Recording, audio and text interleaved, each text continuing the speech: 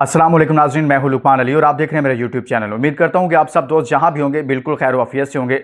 नाज़रीन, फ़खर ज़मान के हवाले से बहुत बड़ी खबर जो आप सब लोग आवाज़ उठा रहे थे, जो आप बात कर रहे थे फ़खर ज़मान से मुतलिक कि उनको टीम में होना चाहिए, उनके साथ ज़्यादती हुई है, उस हवाले से बर्फ़ पिघल गई है। और जिसने ट्वीट किया था, उनका ट्वीट किया था, वो भी पकड़ा गया। मैं आपको खबर दे रहा हूं कि फ़खर ज़मान ने वो ट्वीट नहीं किया था।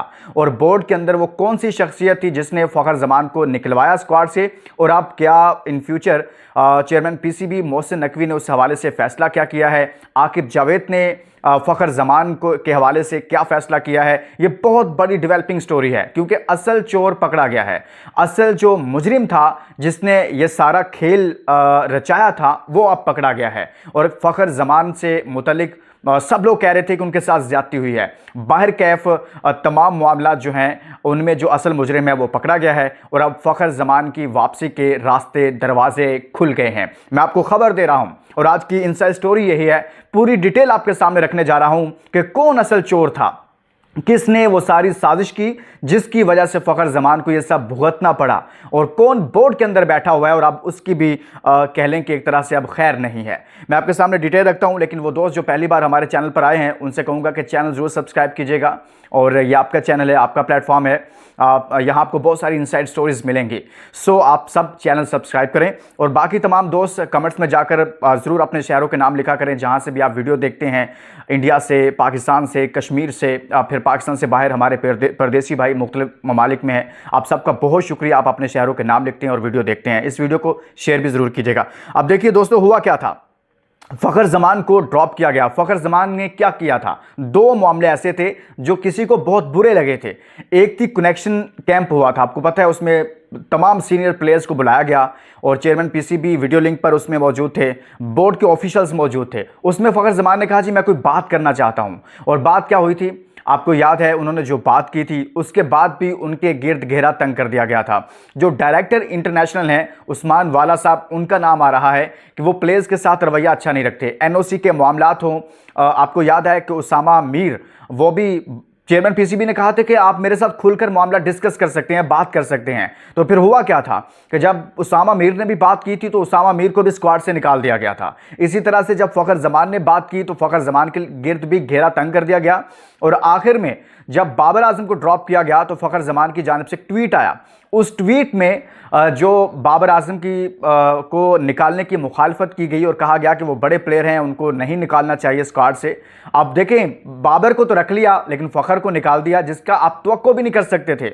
यही चेयरमैन सिलेक्शन कमेटी के मेंबर आकिब जावेद साहब कुछ माह पहले, कुछ दिन पहले फ़खर ज़मान को फ्यूचर का T20 का कैप्टन कह रहे थे। व्हाइट बॉल की कैप्टेंसी के लिए एक बेहतरीन उम्मीदवार के तौर पर उसको मुतारिफ करवा रहे थे। तो फिर क्या हुआ अचानक से कि उनको बाहर कर दिया गया। हुआ यह है दोस्तों, जो मैं आपके सामने स्टोरी रखने जा रहा हूं, कि वो जो पीसीबी के अंदर साहब बैठे हुए हैं, डायरेक्टर इंटरनेशनल, उनको ये चीज़ बर्दाश्त नहीं हुई कि फ़खर ज़मान ने ये ट्वीट कर दिया। हालांकि ये ट्वीट फ़खर ज़मान ने भी नहीं किया। आप ये देखिए, उनके भाई गोहर ज़मान ने एक ट्वीट किया, उसमें उन्होंने तस्दीक कर दी है कि ये वो साया कारपोरेशन, आपको याद है, एक प्लेयर्स पीआर कंपनी है, पीआर कंपनी कह लें उसको, प्लेयर्स एजेंट कंपनी कह लें, जो खिलाड़ियों के मामला तय करती है लीग्स के लिए या बाकी हर जगह पे, और बाकी उनकी जो भी प्रमोशंस होती हैं उस हवाले से काम करती है। तो फ़खर ज़मान का बताया जा रहा है कि उनका ट्विटर अकाउंट फ़खर ज़मान इस्तेमाल नहीं कर रहे थे, बल्कि जो पीआर कंपनी थी साया कारपोरेशन, ये हमारे ज़राए बताते हैं कि वो इस्तेमाल कर रहे थे। और वो ट्वीट जो बाबर आजम के हक़ में किया गया वो भी उन्हीं की जानिब से किया गया, उसी कंपनी की जानिब से किया गया था। फ़खर ने वो ट्वीट नहीं किया था। और बाबर आजम भी उसी कंपनी का हिस्सा हैं। और इसी तरह से रिजवान, आपको याद है ना, ये साया कारपोरेशन और तलहा नामी शख्स का नाम जो बड़ी डिस्कशन में रहा था आज से साल पहले, जब ओडी वर्ल्ड कप हुआ उस दौरान काफ़ी डिस्कशन हुई इंज़मामुल हक़ के मामलात, और ये बहुत सारी चीज़ें थी। तो बाबर आजम के हक़ में फ़खर ज़मान के अकाउंट से वो ट्वीट की गई। उनके भाई ने आज ये ट्वीट किया, गोहर ज़मान ने, और कहा जी कि फ़खर ज़मान अब साया कारपोरेशन का पार्ट नहीं है, यानी कि अब वो इसका हिस्सा नहीं है। मतलब क्या कि यानी कि जो वो ट्वीट की गई थी वो साया कारपोरेशन की जानिब से की गई थी। और हमारे ज़राए ये बता रहे हैं कि उस ट्वीट की वजह से फ़खर ज़मान को ये नुकसान उठाना पड़ा कि उनको सिलेक्शन कमेटी में मौजूद आकिब जावेद, आकिब जावेद जो कि लाहौर कलंदर्स को हेड करते रहे हैं और लाहौर कलंदर्स के अंदर में फ़खर ज़मान को यहाँ तक लाने वालों में आकिब जावेद का बड़ा किरदार है और आकिब जावेद ने हमेशा उनको बैक किया है इतना बड़ा प्लेयर बनाने में, इतनी ज़्यादा अपॉर्चुनिटी देने में। और फ़खर ज़मान को हमेशा आकिब जावेद मैच विनर समझते हैं और उनकी ज़बरदस्त परफॉर्मेंसेज हैं। ऐसा क्या हो गया कि आकिब जावेद कुछ ही दिन पहले आकिब जावेद साहब उनको टीम में कैप्टन के तौर पर देख रहे थे जब अभी वो सिलेक्शन कमेटी के मेंबर नहीं थे, लेकिन अब उनको दौरा ऑस्ट्रेलिया के लिए और जिम्बाब्वे के खिलाफ टीम से ही आउट कर दिया जाता है। ये ऐसे नहीं हुआ। वहां पर जो हमारे बाकी सहाफ़ी दोस्त भी रिपोर्ट कर रहे हैं कि जो डायरेक्टर इंटरनेशनल है उस्मान वाला साहब, उनका प्लेयर्स के साथ रवैया अच्छा नहीं है। सलीम खालिक साहब बड़े सीनियर स्पोर्ट्स जर्नलिस्ट हैं, उन्होंने एक आज उन्होंने कॉलम भी लिखा, उस कॉलम में भी इस बात का जिक्र किया गया कि क्या हो रहा है पाकिस्तान क्रिकेट के अंदर। तो आने वाले दिनों में अब ये चीज़ें जो हुई हैं, गोहर ज़मान की जानिब से ये ट्वीट आना कि वो अब उस कंपनी का हिस्सा नहीं, इसका मतलब है कि बोर्ड को ये बता दिया गया है कि भाई फ़खर ज़मान ने वो ट्वीट नहीं किया था, फ़खर ज़मान का इसमें कोई कसूर नहीं है, ये PR कंपनी की जानिब से उनकी तरफ से ट्वीट किया गया और अब वो बर्फ़ पिघलना शुरू हो गई है। अब फ़खर ज़मान अचानक तो आप ऑस्ट्रेलिया स्क्वाड के लिए चूँकि वो जा चुका है उसमें नहीं होंगे, लेकिन इन फ्यूचर चैम्पियंस ट्रॉफी में और उससे पहले जो अफ्रीका के खिलाफ पाकिस्तान की सीरीज़ है उसमें आपको नज़र आ सकते हैं, उसमें उनको वापस लाया जाएगा। वो मैच विनिंग है, उनकी एवरेज आप देखें, मैं आपको सामने रखता हूँ, 19 मैचेस उनके निकालने आप लास्ट, उनमें 864 रन कर रहे हैं, एवरेज उनकी 50.90 की है, यानी कि 50 से 50 की एवरेज है उनकी। स्ट्राइक रेट उनका 93 का है। ODI की बात कर रहा हूँ, 4 सेंचुरियाँ हैं, 2 उनकी 50s हैं।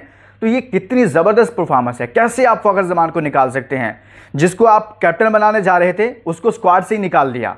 तो लिहाजा जो बोर्ड के अंदर बैठे हुए लोग हैं, अब जो काफ़ी अरसे से अब चेयरमैन तो चेंज हो रहे थे लेकिन वो चेंज नहीं हो रहे थे। अब कहा यह जा रहा है कि फ़खर ज़मान तो वापस आएंगे, लेकिन ये साहिबान जो हैं इन फ्यूचर आपको शायद नज़र नहीं आएंगे, क्योंकि इनकी वजह से प्लेयर्स को नुकसान हुआ। प्लेयर्स को NOC के मामलात में इन्होंने काफ़ी नाज नखरे दिखाए, काफ़ी उनको प्लेयर्स को मुश्किलात का सामना करना पड़ रहा था। तो अब ये बहुत बड़ा फ़ैसला, तो ये जो गोहर ज़मान को उनके भाई का ट्वीट है, इससे ये बात पता चल रही है और हमारे ज़राए ये बता रहे हैं कि बोर्ड को ये बता दिया गया है, चेयरमैन PCB को बता दिया गया है, आकिब जावेद साहब को बता दिया गया है फ़खर ज़मान की तरफ से कि भाई मेरा कसूर नहीं है।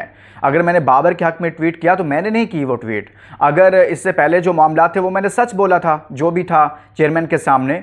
तो लिहाजा इसीलिए क्लैरिफिकेशन आई है कि वो अब उस कंपनी का हिस्सा नहीं है, ताकि वो जो ट्वीट वाला मामला है जिसको एक डिसिप्लिन का नाम देकर उनके खिलाफ उनको स्क्वाड से आउट कर दिया गया है, और बल्कि जो रीज़न पेश की गई वो तो यह है कि फ़िटनेस टेस्ट पास नहीं कर सके, कि 8 मिनट के अंदर आई थिंक 2 किलोमीटर करना था, वो नहीं कर सके। ये तो साजिद और नोमान भी नहीं कर सके थे, फिर उनको पहले टेस्ट में ड्रॉप कर दिया गया था, फिर दूसरे टेस्ट में उनकी ज़रूरत पड़ी तो उनको बगैर फिटनेस टेस्ट के वापस भी लाया गया, फिर उन्होंने परफॉर्म भी किया, मैच भी जितवाया। तो फिटनेस टेस्ट का जहाँ तक मामला है, अगर आपको फ़खर ज़मान परफॉर्म कर रहे हैं और अचानक से आप फिटनेस टेस्ट, माजी में ऐसे नहीं होता था, माजी में पहले प्लेयर्स को बता दिया जाता था काफ़ी दिन पहले ताकि वो तैयारी करें उस फिटनेस टेस्ट की। तो अब बर्फ़ पिघल गई है और आप देखेंगे कि आने वाले दिनों में मैं ये आपको खबर दे रहा हूँ कि फ़खर ज़मान पाकिस्तान स्क्वाड में वापसी करेंगे, दोबारा से आपको खेलते हुए नजर आएंगे, चाहे चैंपियंस ट्रॉफी हो या उससे पहले के मैचेस हों। तो दोस्तों, इसके साथ इस वीडियो का बहुत सारा ख्याल रखिएगा, इसको शेयर कीजिएगा। अल्लाह हाफ़िज़।